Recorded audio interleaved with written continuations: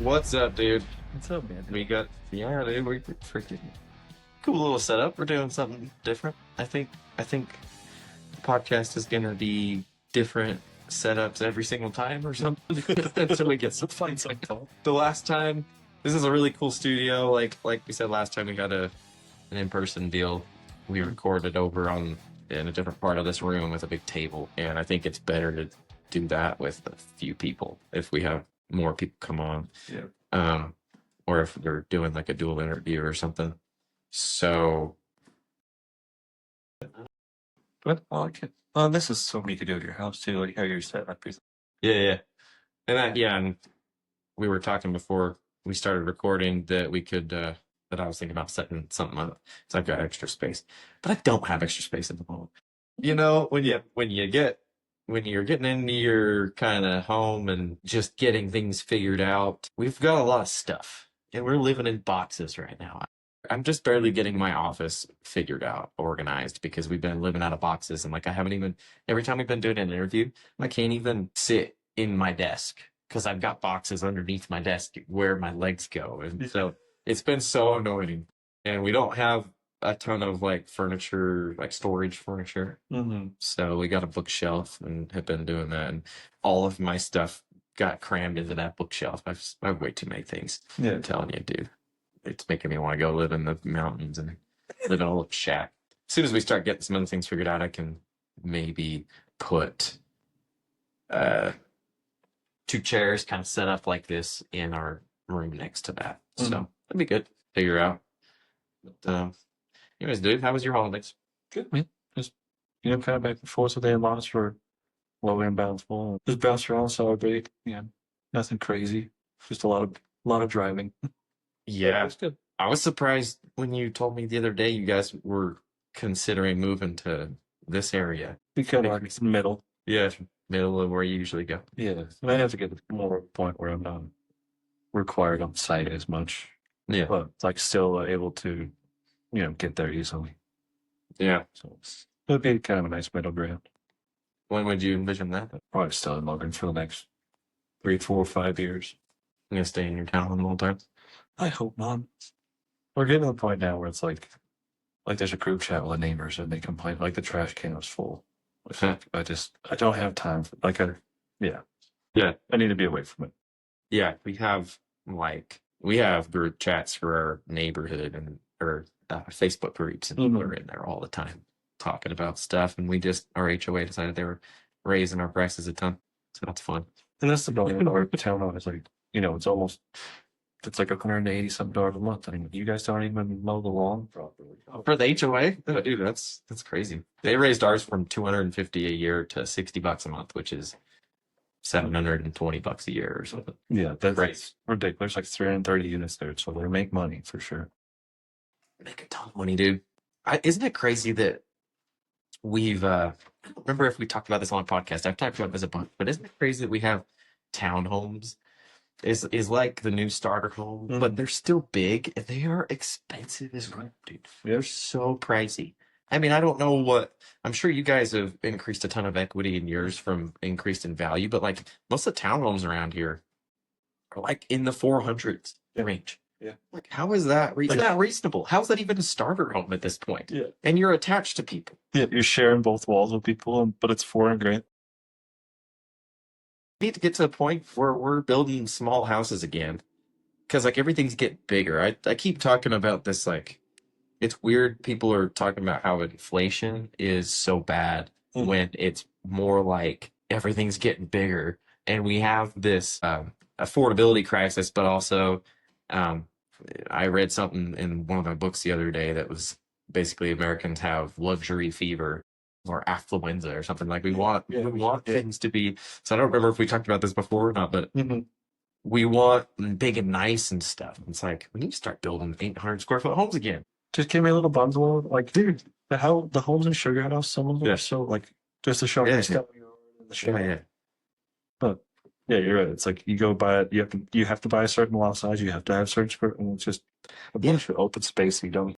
And that's the thing. I don't even know when we built our house. I don't even know what the minimum sizes were, but I'm sure it was something like 1,500 square feet or something. And that should be a starter home neighborhood. It kind of is starter homes, what they say, but most people in there are on their second home. Yeah. And the only reason we were in it is because we built it ourselves and Yeah. saved a bunch of money there. So it's like we're in a place where there's no small houses to get into. So everybody's like, and even townhomes are no longer starter homes. I don't know if this is just a Utah thing or not. I'm sure. Yeah. Yeah. But it's, I mean, too, it's like your starter homes, it's like someone's trying to get, like, sell something for the same price of like $400,000, $500,000, $600,000. And it's like, oh, cool. It still has the wood paneling on the walls and the green carpet. Like, they haven't updated a single thing. Yeah. Love it. Yeah, I know some friends a couple people who have bought like old houses and they're expensive. They're still like, there is not a 300, there's not very many $300,000 houses, and especially no houses in the 200s No. in this area. Yeah. I don't think you'd have to probably go an hour from here. We're already an hour from the hub of Salt Lake Mm-hmm. to get affordable pricing. So this is long-winded way to say it's just crazy when you start building small houses. Everybody's got huge houses. Agreed. My house is too big for us. Because I have way too many, and we have too many things, dude. I feel like I could be a little hermit in the mountains. I think so. I don't know. I don't know at this point. I walk around and I'm like, what is this and why do I have it? Why do I have this garbage? What is this junk? Why do I got all these clothes that I don't even remember when I got them or last time I wore them? So, Dude, I have a problem with that too. The closet's full, but I can't get myself to get rid of it. yeah, dude. You got my need all these. Yeah. Also, like, especially hats. I got like 50 hats. I've maintained a 50 hat number for like 5 or 6 years, and I don't even know how. Like, I get rid of them, I wear them to work and get them all dirty, and I'm like, oh, well, still kind of somehow still have hats that I'm like, I don't want that anymore, or I don't wear it, but I can't get rid of it. Well, probably ought to get into our topic today, dude. Everything that is wrong with construction, with blue collar jobs. I like it. Well, I tried to make the video series about this and then kind of fell off. But it's like, I like the concept of talking about, what's wrong and how we can fix it or like what we can move from, right? Rather than looking at this industry with the rose-colored glasses that we talked about earlier, like being the person online. It's like, you could be a millionaire by being an electrician. Like we did in our last episode. I'm gonna like this topic today. Yeah. I mean, we're gonna talk about everything that's wrong with them, but why it still is worth it and how you can kind of get past these problems. I mean, this isn't necessarily bashing the trades, but this is like, this is going over everything I think I've noticed that's actually wrong with working in trades. And even in my dealings with other trades, other people in other companies, and what we've seen in our own workspace and how it's kind of gone. Oh, it's like, just because we both love our jobs doesn't mean there isn't things wrong with it. I'm like, the only way those problems get solved is talking about it and figuring it out. Yeah. So let's talk about, I guess, pay first. Pay stagnation. Yeah. Like, there are certain aspects of being in a trade that cap out faster than some people want to admit, I guess. Yeah. Like, I don't think you can go to any job out there and just show up and make a bunch of money. But it's especially not true with trade work. Like, you just show up, you're going to be making $20 an hour for like forever. I mean, union work, I don't know much about. Supposedly, you can just like show up to union jobs, depending on what union you're in. That's what a lot of people say is why unions suck, is you can just like show up and be a low effort person and make a bunch of money. But I'm not sure that's actually the case. But I do think that they cap out faster than you might think, but not really in the way that everybody thinks. It's more like you don't put in effort, you don't get reward. And that should be how it is across the board. But I don't know if it is. Yeah, construction's kind of merit-based skills. Like, just because you've swung the hammer longer than that guy doesn't mean you get paid more. Like, it's more paid on like the skills you bring to the table, the value you bring to the table. So I think a lot of people, like you said, is they just like, well, I showed up for my 40 hours, so I should get paid this. But in reality, it's, like, what do you bring to the table? So if you're still getting paid the same thing you were for like, last 2, 3, 5 years, like, it's not the job, it's you. Like, you're obviously not moving yourself up or putting yourself in opportunity. You're just staying in the same lane. Like, if you're just going to do general labor the whole time, like, yeah, you're going Well, to cap out of this. you could say you could put that on the employer, Mhm. but also like it's up to you to put your foot out and be like, oh man, I'm not making any more money. How can I make more money? Right. How can I? And obviously the employer should be doing better. This is going to be another topic, a little bit later on. Like there's like the employer should kind of have a path laid out. Like, oh yeah, you learn this, you make this, you learn this, you make that. Yeah. That's not always the way it is. So there's not always a clear path. There is a clear path in the sense that yes, you learn how to do everything and you make more money, but there's not a clear sense in each company. So, and we can talk about that later, but it should be up to you also to reach out to your employer or ask them whatever, how come I haven't got a raise, or how can I get a raise? Because even just asking that will invite the conversation. It's like they can be like, oh well, we can't pay you more. Yeah. Or, well, you need to start showing up on time and you need to start putting in a little more of an effort and actually, you need to be more present. You need to be a little bit quicker on the steps. You need to be able to figure out what to do next and be ready. Myriad of things. And so it should be up to you. Yeah. Right. But if you're not like aware of that, it's going to be pretty obvious you're not going to make more money. So it's, we don't have HR departments to like step in and like, hey, is this employee free to provide? Are they making enough money? Are they making as much as they should? You don't have that. Well, and it's just like you said, it's I try my best with the guys in the crew to show them like, hey, this is how you get, here to here to here. But in the end, like, I can't force anyone to, discover ambition or like any of that sort of stuff. And Yeah. so there's some kids that like they come in and they're like, cool, I want to figure this out. And then they're like, hey, what can I learn next? Go work on this. What can I learn next? Like, you can go work on this. Mm. And that's how they get up. And then you have the other guy that like they get to that point and they're like, well, I mean, I'm kind of good at this, so I'll stay like right here. And then, they never do anything else. And they're like, well, how come he's caught up to me? Because he's here, 50 minutes or 30, and then while he is here just during his normal, 40 hours, he's actively trying to learn this and get better at this and solve these, like this problem, whereas you're just kind of coasting, and that's a personal thing. And I can give you the path, but like, I can't force you to figure that part out.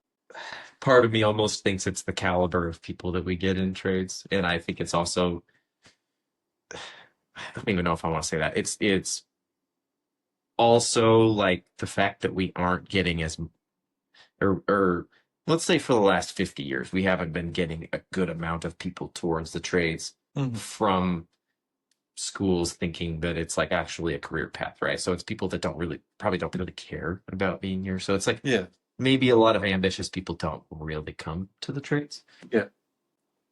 I think there's both. Maybe. Yeah, I think there's both. Like, I think you get people that, just because of like the stigma behind construction, it's kind of a fallback, but rather than the first option. But then you have people that do show up and like, this is what I want to do. Mhm. And like, that's the person obviously that grows and like is looking forward to stuff. But then there's also the person that's like, I'm just here because I'm not doing anything else. And like, if there's good money here, or like decent money here, so I'm just going to stay right here. Yeah, I think there's a little both, but like you said, our sample size is getting smaller and smaller, so it's like this massive pool of talent to like pull from and more. Yeah, it's weird. The one thing I'll say that's good about construction is people that stick around. Usually, your employer is loyal to you, but just because they're loyal doesn't mean you necessarily have leverage with them. I guess like, just because you've been working for them for a long time doesn't mean that you can be like, hey, I am going to go work here if you don't give me a raise. Like, you can't be a non-ambitious person and not really provide the value and expect to be able to make a play like that, which I think a lot of times people do move jobs. I think the stats is like, I don't remember off the top of my head, but people don't stay in a position for more than like a few years at a time or with a company on average in the US. And usually that's why is they're going for like a pay increase somewhere and they'll kind of use it as a bargaining tool. I'm not really sure you can do that in construction if you're not like an ambitious person. If you're somebody on the crew that's super ambitious and maybe you've been with them for 5 years or something and you provide a ton of value and they love having you around and you're like, hey, I need more money. I've got a job offer over here. I'm going to go take it unless you pay me more. Right. They're probably going to do whatever you want at that point to a degree. But if you're not in that position, even if you've been with somebody for 20 years, you're not really going to be able to make that play. It's like you're going to have to go somewhere else without proving yourself. I mean, obviously you've got the time behind you, but if you also don't have that ambition and the drive to make you a valuable person, you won't really be able to make that play either. We've had both, honestly. Like, we've had guys that are like, hey, like, you know, because up in Loving where we're at, it's, you know, you, like you said, you kind of top out at a certain note. So it's like this sort of, but then you come down to Salt Lake and then paying more, Yeah. you know, whatever it is. A couple bigger companies down here. Mm. And so guys be like, well, I'm going to go do that. Like, I was like, I can't match that. So go take the opportunity, please, because you're worth it, you know? Yeah. Like, go do that. But then you have other guys, like you said, that are, I'm going to leave if you don't pay more. Like, okay, go. And that's good. 2 weeks later, the kid calls me back and goes, hey, I got fired because I, you know, whatever. I'm like, well, I know you're the foreman on that company too. So I call him. He's like, well, he hasn't shown up on time a single day. You know, the stuff that he's doing at work with us. And he's like, he hasn't doing it. I was like, well, of course you got fired. But that's, you know, it's just how it is. And that's, you get a little bit of both. It's like you said, I think if you want to pursue that route, because that is proven to be the fastest and most consistent way to get more money is to move companies, you know, as time goes on. But you've got to be the right person. You've got to be the skilled person that's, you know, in demand to be able to do that. You can't be the dude that just shows up and like, well, my old employer kind of let me do this because like they needed me, but you know, they're going to go to the next company and they don't know you or anything. So Yeah. like, and that's what happened to that kid is I was like kind of sympathetic to some of his situations. And then he, you know, wants to leave and go do bigger and better things in his brain and gets fired because he's like, they don't have the same leniencies, right? Yeah. Yeah. I mean, and you get used to how your company acts and then goes to Belton, you kind of have to like start over from there. So I mean, in order to get over this problem where like they, you know, some trades cap out faster, or maybe even some positions cap out faster than you might think, and raises might not always match like your cost of living increases, like we were just talking about. Like I think we're getting cost of living increases the start of this year. We've done this. It's like most good companies will do that for people that they like, right? So for people that are like that show up, that have been with them, you kind of have your core part of the crew, right? And then you have your fringe, that are maybe newer, or maybe they don't really care that much, or they don't, maybe even just part time. I don't know. In order to like get past that, like we've talked about a lot, where you have to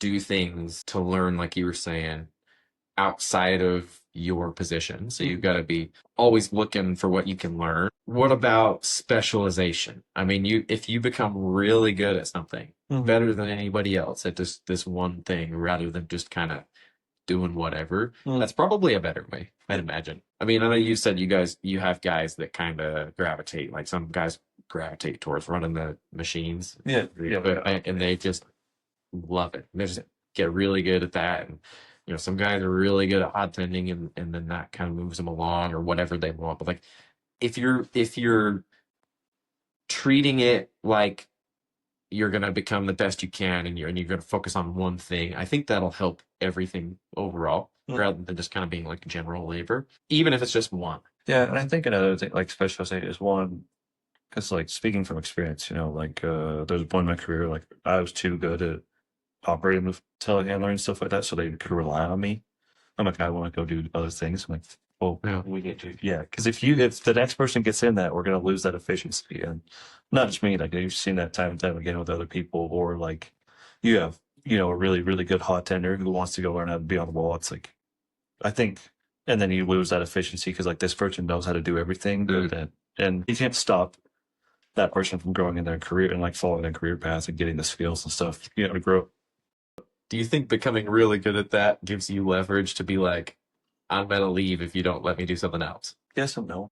I guess like if you're real good at the machine, running the equipment, and they're like, well, we can't really like let you, but you're like, well, I want to be on the wall now, and if you don't let me, I'm gonna go somewhere else. I mean, does that make you in a more of a position in your guys' company to be like, to make that?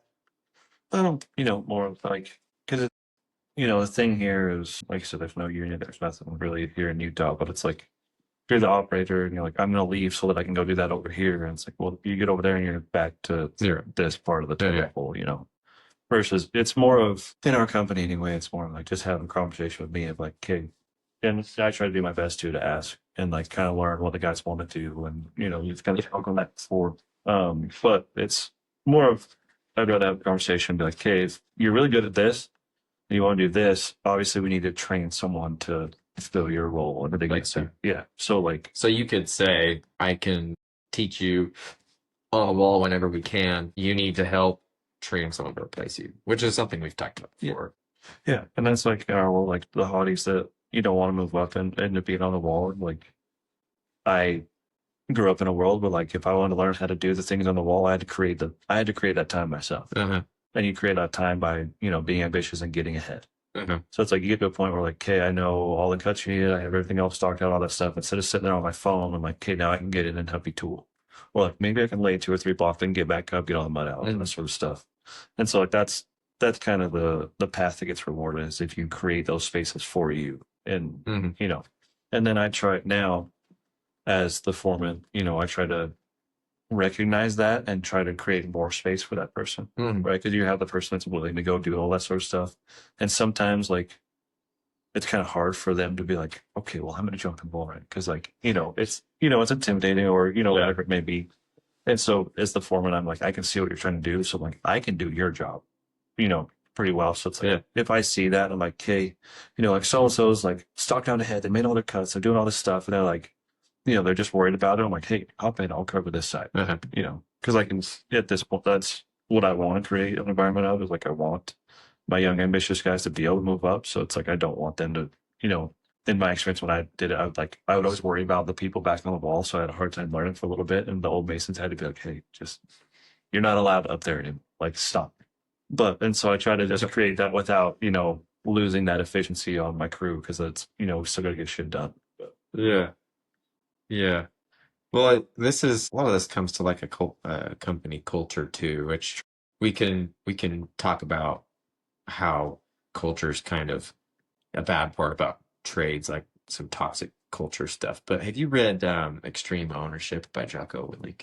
It's just kind of briefly gone over, but I haven't So, I mean, ownership is a really good way to kind of get over this type of thing. Like the concept of extreme ownership, there's a lot of it. And I haven't read the book in a while, and I actually thought I saw that book here somewhere. I'm sure. I really like that book, and it's a lot of it is teaching leadership from like the bottom up. So you can ownership and leading from like all the like your culture can be a culture such that even the people down low are taking ownership for everything that they do and then also helping others to do the same and essentially leading from the bottom up, like everybody kind of being a leader in a way that they're like training their replacements and all of that type of stuff. I think that's a good way to go. And if you're like in a position where like you don't feel like you're moving up, I think that's a good book to read. Extreme Ownership, but also taking that into your internalizing it and being like, okay, I've got to I've got to lead from my position and help people from below me and above me in whatever position I'm in. So I need to be serving as an example, taking ownership for everything that happens. Like, you know what? That was my bad. Even if it doesn't matter, even if it's not yours, even if it's not your problem. Like, you know what? That was my bad. What can we do to it? To fix it? To like what? How can we move past it? And if you're in this position, that can help you to kind of like move past it, right? But you still have to be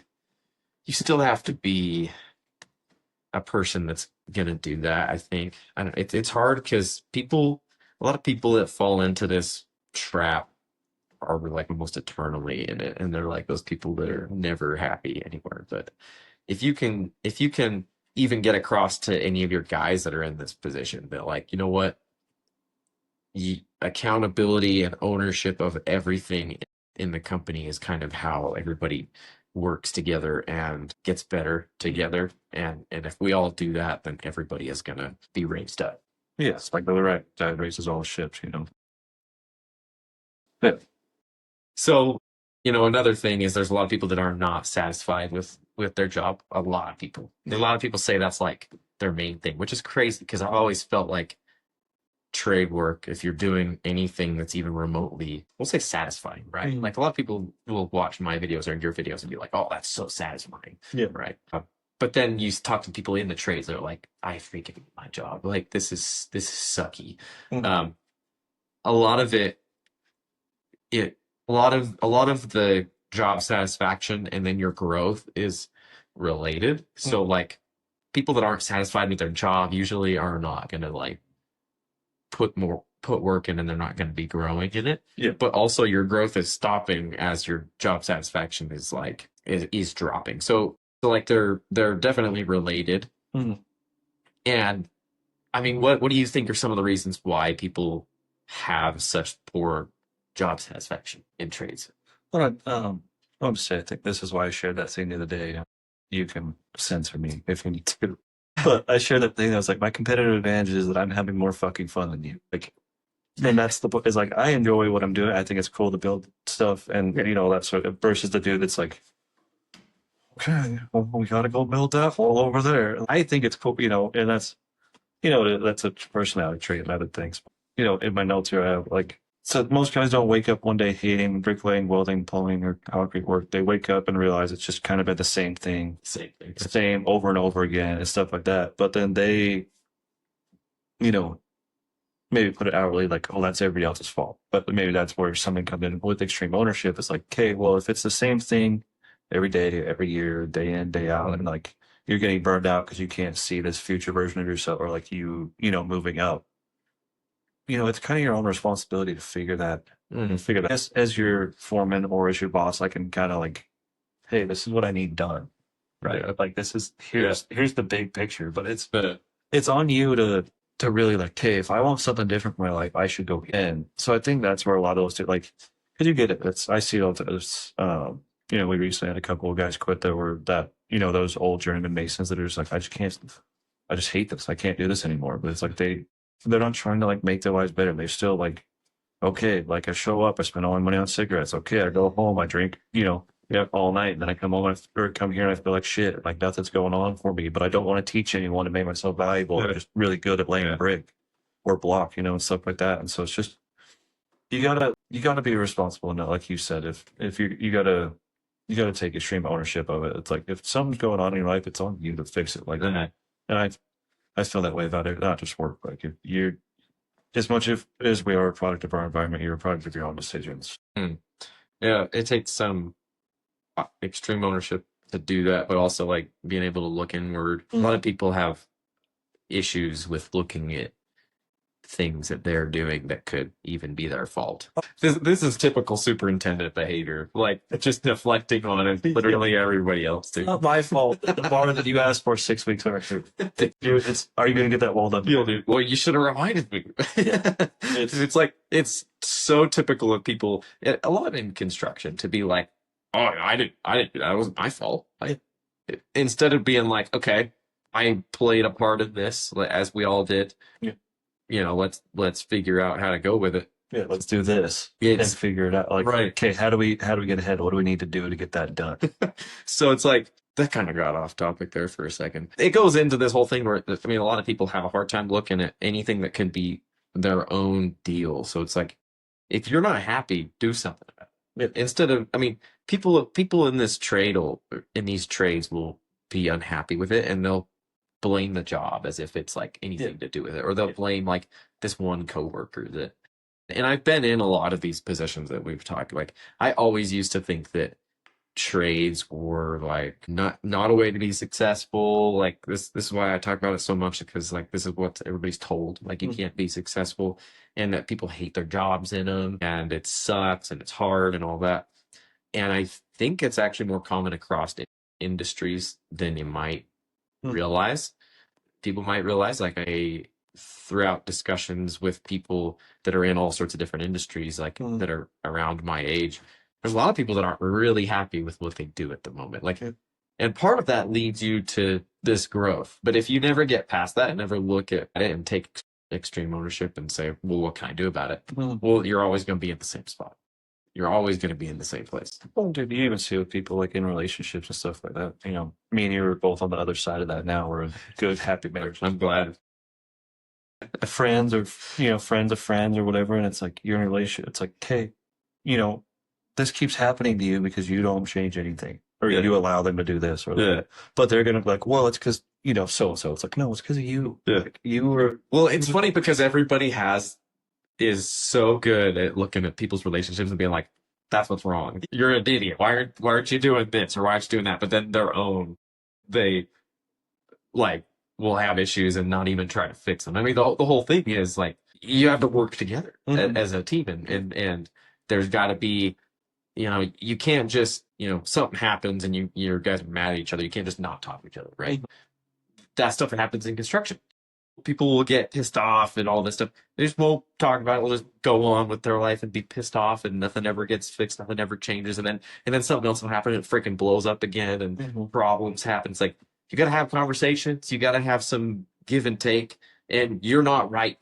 That's all there is. Like, you might think you're right. Everybody thinks they're right in their own mind, in their own point of view. And I think to some degree, everybody has, in every situation, there's an aspect where you are correct, and people just like lock on to that. And they're like, well, this is wrong because, this happened to me and I'm right about this. So, obviously, the rest of this is the issue.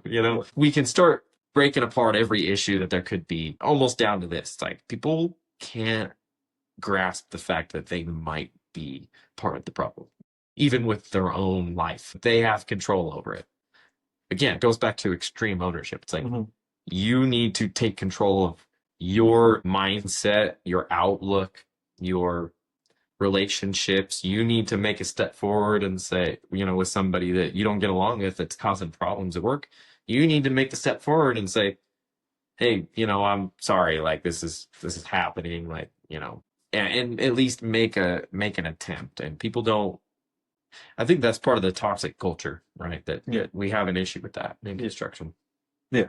Well, and I learned a long time ago when the only thing that I can control is my actions and my reactions. Yeah. So like, even if, which is harder to say, or easier said than done. Way easier said than done. Yeah. It gets old sometimes. It's like, I'm looking at the ball, I'm like, cool, I've laid 15, that dude's laid 3, and it's really just freaking. Exactly. What is my input?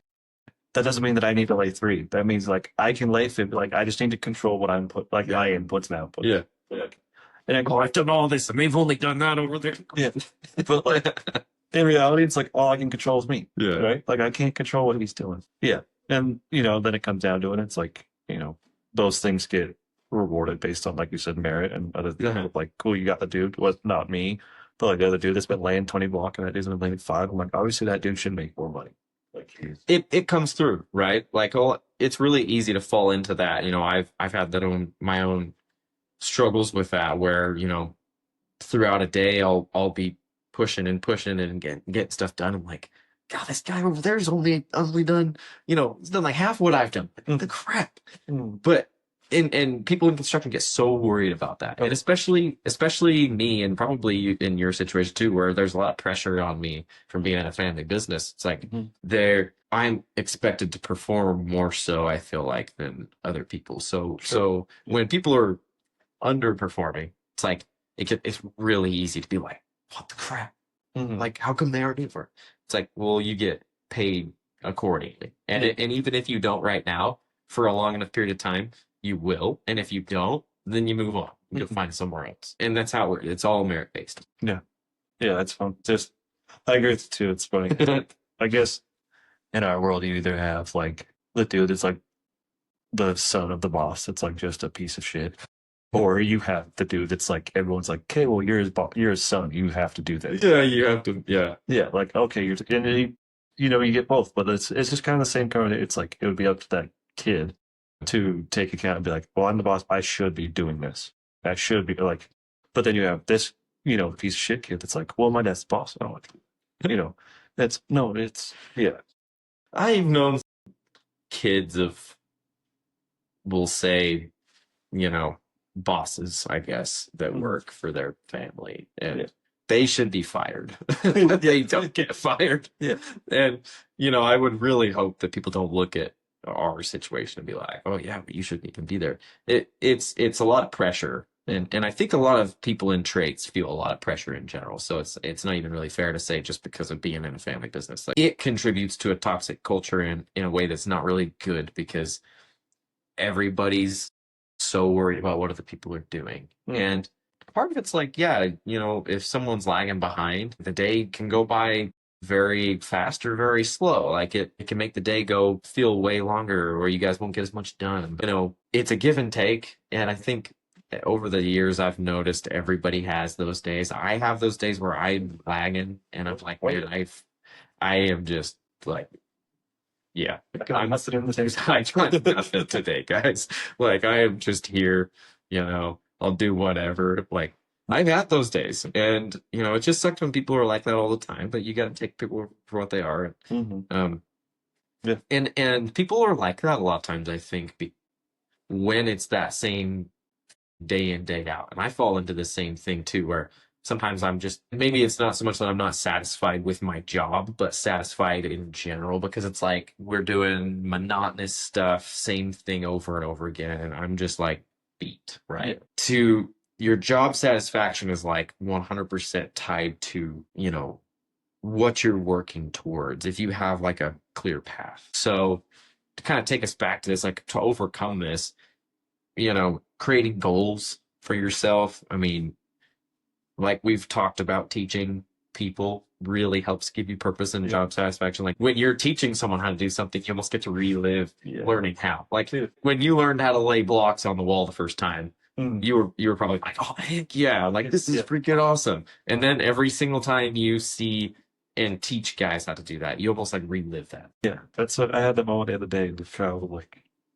Kyle, one of my apprentices, and we were working on a section. I was tending him, and I was like, Kyle, you get in there, you go do it, whatever. I'll make sure you have all your cuts, all your stuff. And we did it for a day, and the second day he was like, he comes to me, he goes, hey champ, like, Philip, can I ask and use this because you know who you are and what you do. He's like, could you take some videos of me so I can show my daughter? Like, I was like this. I was like, yes, I can take videos of you.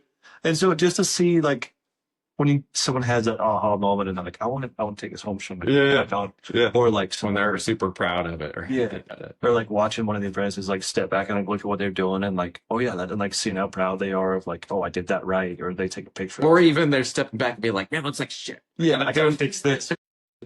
Like you said, that stuff. I found like a lot of my satisfaction now comes from seeing those guys grow, and so like that's another path in itself of like my growth, their growth, and everything else. But yeah, that 100% is teaching people. Like that's so cool, the feeling to see like someone else get that, because like you said, it makes me remember like when I got it and I was like, oh cool, everyone's proud of me, right? Yeah. So I mean, we've talked about before where there's a point where in a trade you're just aiming to be the best you can.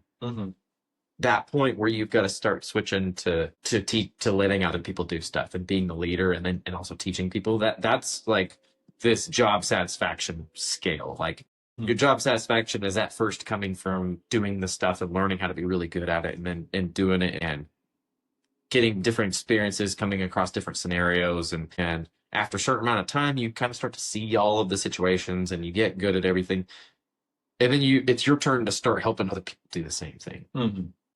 And I mean, that at the end of the day, like that's what people like.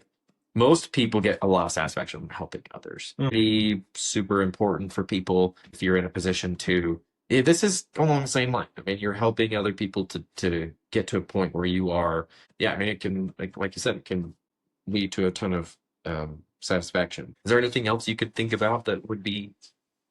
I mean, I feel like that's a main point, but I think that's why like the other guys I spoke on earlier is they got to the point where like they're good at their job, they're kind of top that and like all that sort of stuff, but they don't want to teach, they don't want to do that sort of stuff because they're kind of crotchety or whatever it is. But it's like I wish you could like, hey dude, like, do you know how cool that feels? Like, and I get it. I don't expect you to do put in the most units in the wall and then also teach someone. Like I get it, there's give and take. But it's like a lot of those guys just don't see it that way. But I wish you could get through to them and like show them like, yeah, if you turned around and teach this dude how to do it, he can, take like that stuff's awesome. But I guess, yeah, like moving from here, we talked about a lot of the issues and things like that. So like what as far as like how would you say that we like actually win long term in this industry? Like so we take everything that we've talked about and how do we apply this so that like the person listening can actually go in and be satisfied and do like all that sort of stuff that we want to Yeah. accomplish. Yeah. I mean, it's setting goals, taking accountability, like being aware and intentional. It's again, it's all the stuff we talk about all the time. And it's going to, I found that humans really need reminders about things. Like I need reminders about things that I've learned just barely constantly. So it's like you gotta just go over it and like beat the beat the dead horse, we'll say. Like Mhm. you need goals and you need to be moving. Like humans need to be moving. People, it's funny because I'll watch my son, like if we're sitting around, kids will teach you a lot about, like humans are built to move. He is literally not happy unless he's like doing something. Yeah. Dude, he's getting to the point where he's been at this point, but he's like destructive and he'll like if we're not right with him doing something outside, being interactive, like dude, he will like freaking crash out and go crazy. Like he's getting into stuff, freaking hucking stuff across the room somehow. I'm like, dude, what the crap is going on? He tries to get everywhere he knows he's not supposed to get. The other day he started getting up to the side of the couch and just like falling and like almost like hitting the couch and like bouncing off. And I'm like, what are you doing, dude? Yeah. But like people need movement, right? So that's part of why I like the trades because you're moving, you're doing stuff. But it even goes farther to say you need change and to keep your mind engaged. You can't just show up to work and do the same thing over and over again. I think there's a part of consistency that we need, but you also need to be challenging yourself and you need to be changing things up a little bit and learning new things. Because it's about moving, and if you're not moving, you're going backwards, It sounds weird to say, but if you're not moving, you're dying essentially. Sure. So like we need the movement, we need the learning.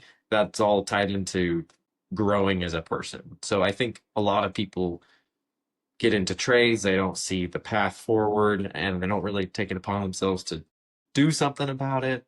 Like it even could be so simple as setting a goal for yourself. I'm going to be on time every day. I'm gonna buy a new tool every week. A lot of newer guys love buying their own tools. I think where you get to a point in a trade where you really want to have your own tools and you start collecting them and stuff like that can even be a goal. It's something to keep you engaged. You need that. You need because it's about the growth and the learning.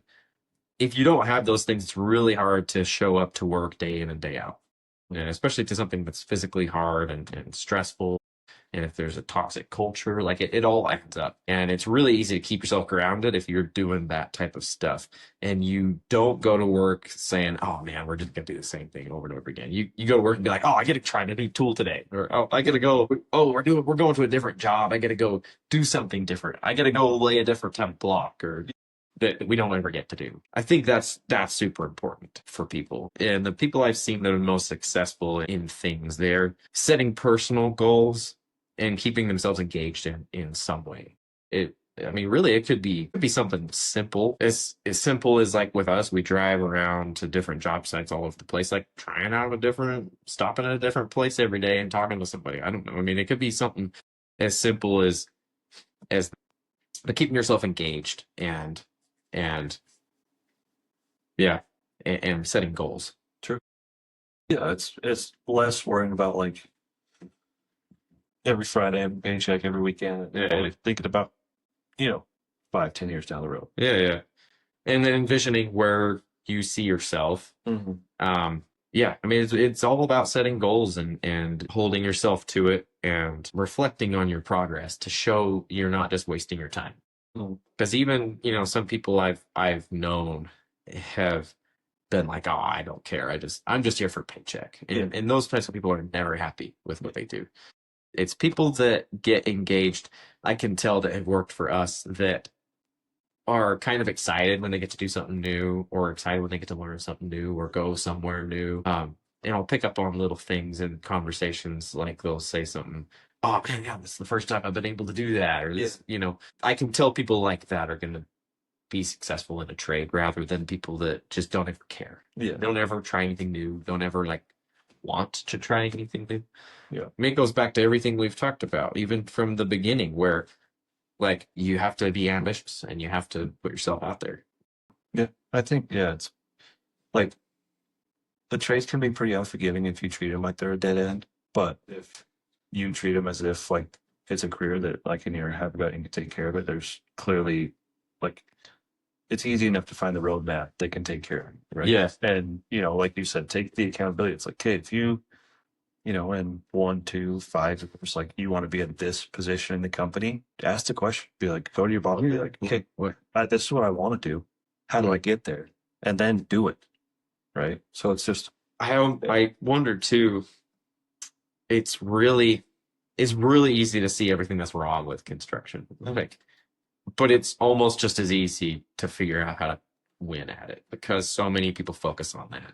Like it's really easy, like you said, to be unhappy with it in that way because of the stigma too. If you just go in by default thinking that you're not successful because you're in construction, I just wasn't smart enough in high school to go to college, or like I was the kid that couldn't sit still. I was the kid that didn't get good grades. Like so I was in a trade. Like I see videos like that. That's a trend going on right now. That's just so demeaning, I think, to yourself to think that way. I can't help but wonder if you start saying to yourself that you're making the decision to do it, that you wouldn't be more successful. Yeah. Almost like, because I almost guarantee anybody that is like, okay, I am here on purpose to be as good as I can be.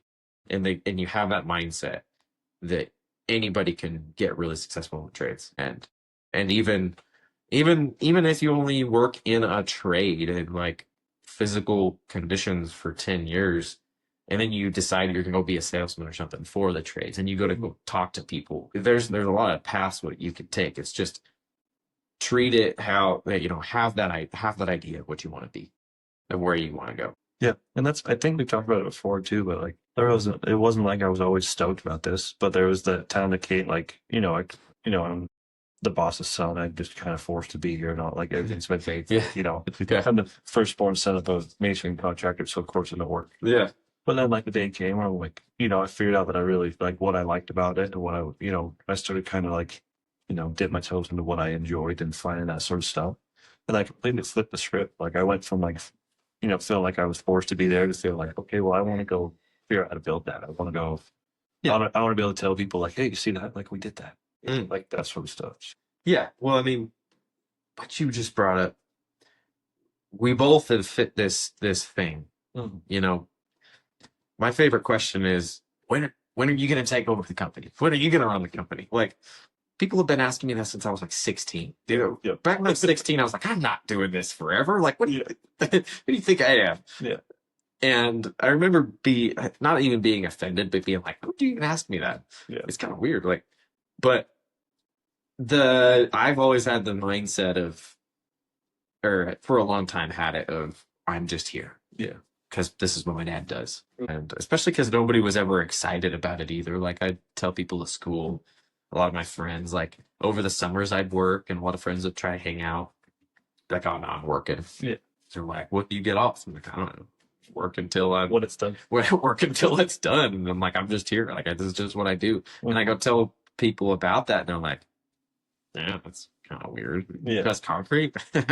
And so everybody always like the way they talk about it. It's just not. It hasn't led to a successful outcome for most people. It's like you're just in it because you couldn't go to school. You're just in it because your family does it. When I made that switch, like what you said, to no, I'm choosing to be here, even if I'm not going to do this forever, because who knows? I have no idea. I have a lot of I like having a lot of options and a lot of potential, and I think I can go do anything I want.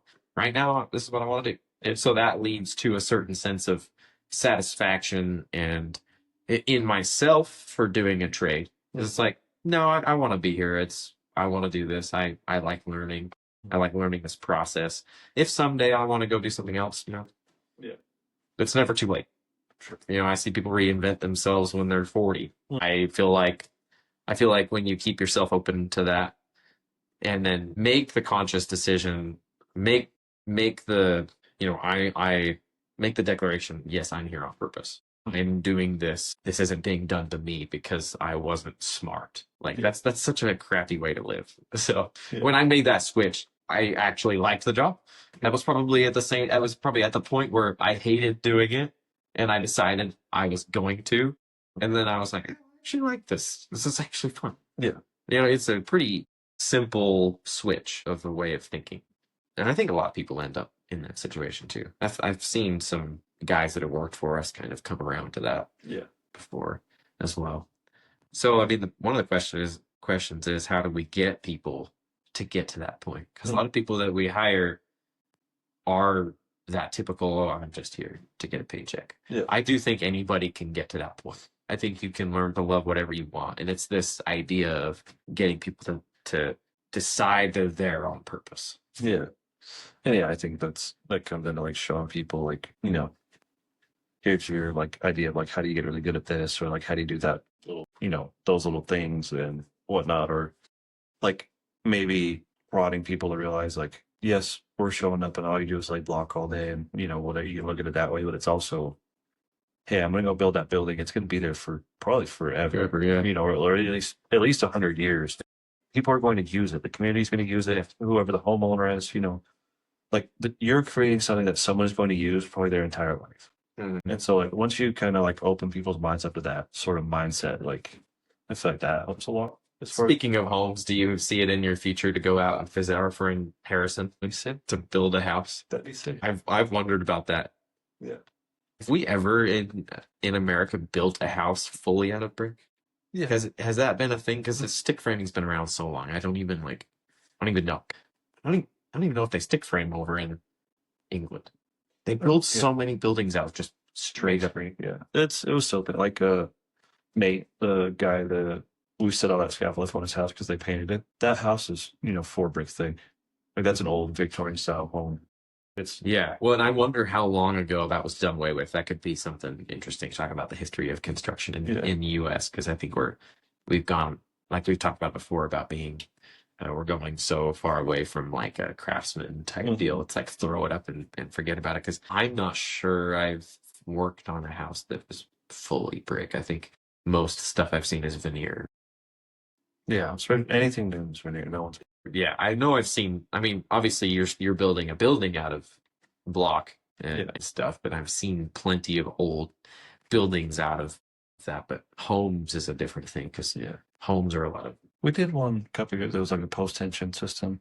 Like instead of being concrete 3 bars, we built everything in a block. There was the threads and everything, and then they brought it down and secured it. That's crazy. But few between now. See, that's the type of stuff you gotta do to keep engaged too. Yeah. Start thinking. It's gonna do weird stuff. It's gonna do crazy looking stuff, crazy build processes. I think future is bright for people in the trades. Like, people listening might think we talk about the same stuff all the time, but I think a lot of the same things apply. Mm-hmm. And people need to be reminded. I think anybody can be successful in the trades, and it doesn't even take that much ambition and effort. It takes like baseline level of effort. Yeah. It takes like doing more than just showing up every day. And I think that's what everything like so much of our world is just like doing the bare minimum. So it's like if you're at least this much more ambitious, the path is a little more clear. There's a little less traffic. Yeah, and it's it's always important to say too that it starts off small. Like nobody expects you to just show up on a first day and be like this amazing employee that knows how to do everything. It's like start little, start doing like bit by bit. I actually this is the first episode of the new year. The New Year's resolutions are going around right now, and I never set New Year's resolutions because I've always been somebody that like at least makes attempts to be conscious of what's going on and what I want to do, and I just do it. I made a post about how I started journaling last year. I did that in like February, and I started off. I was like, you know what? I'm gonna journal, and I'm just gonna start doing it. And started off with like a couple, like literally a minute or two of reflections. And then towards the end of the year, it's like all of a sudden I can write down a whole page of stuff, and I need a bigger book to write down all the stuff I want to write down. And I've added other things in there. But people will start off into New Year's resolutions, these big goals, these big lofty goals, with the idea they're going to work out every day, like hour a day workouts every day. And you see them at the gym all the time, and then they fall off, and then they never go back, or it's the same thing next year. If we can all break down these big goals that we have, or these big expectations that we have, even from other people or on ourselves, into small things, like I'm gonna do this one little thing every day, as much as I can do, I think it'd be a lot better. You know, and teach it, and then figuring out a way to teach all of the newer guys in construction about that, and like teaching people how to set goals. Maybe that's something we could do. Yeah, because then no, there's not a whiteboard in here, so you could go through like a goal setting process. Right? Yeah. Like that'd be super easy and simple to talk about, but at the end of the day, it all comes down to actionable, reasonable goals that you set for yourself. I mean, this going into a trade is no different than starting off, some New Year's resolution type thing. It's like you step into this position, you have little goals, try to be better. You try to learn something. 1%. That's all. 1%, 1 degree shifts, and your life can be 100% different. So, love it. Awesome. Cool. Yeah. Everybody listening, thanks for tuning in to the Blue Collar Future podcast. And we're, different setup, like we said. We may be moving around. Who knows? Next time we might just end up being in a different place, my house, at a job site. We've thought about that. Anybody reach out to me and see if that would be a good idea. Maybe I'll ask. If a job site would be a good idea. Yeah. Maybe we can do that one day, like a mini episode or something. Yeah. Or even a full episode. But yeah, we appreciate everybody tuning in. And next time we are going to be on a RFI episode. So if you have questions, reach out to us, and I'm going to set a reminder to Ask the questions. Yeah. ask for questions. Set up as well. Awesome. Yep. Appreciate you, Jesse. Have a happy New Year's, everybody.